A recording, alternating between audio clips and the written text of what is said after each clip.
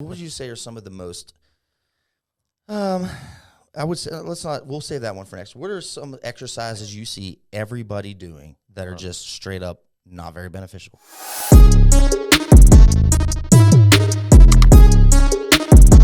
That's tough because, in my eyes and training a ton of a variety of people, a lot of the exercises may not be beneficial for this person, but they're beneficial for somebody else. Okay.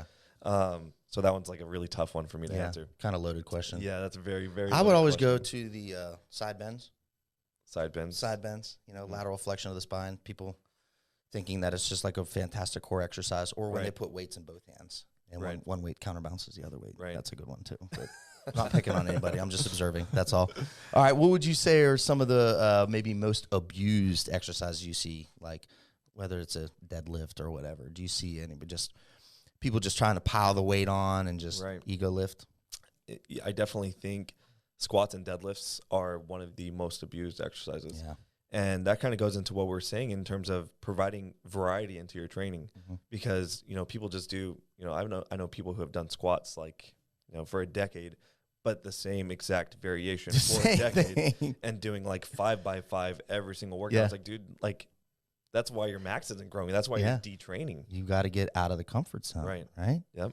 What kind of results have you seen with your training in like injury prevention? Do you think that that's something that is crucial or an integral part of being a pro athlete, is to do this type of training to prevent injury as well? Definitely. Yeah. Definitely. And that's kind of what I was talking about when I was talking about doing all the stuff that they do in physical therapy. So all those basics, building that foundation is really, really important. Right.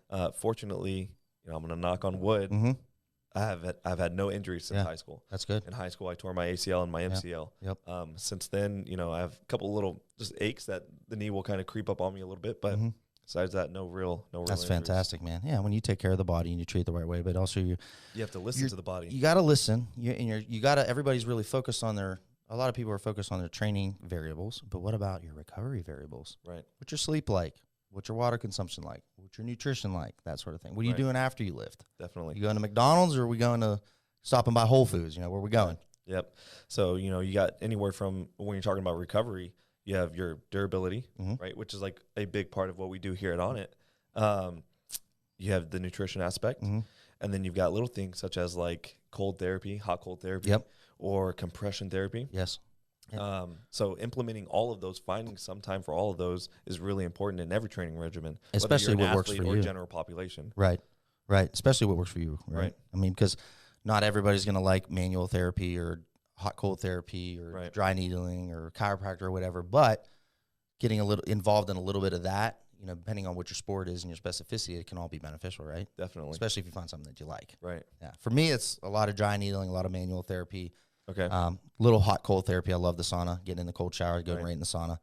And there's huge benefits to the sauna. There's a lot of studies that talk about the benefits of a sauna.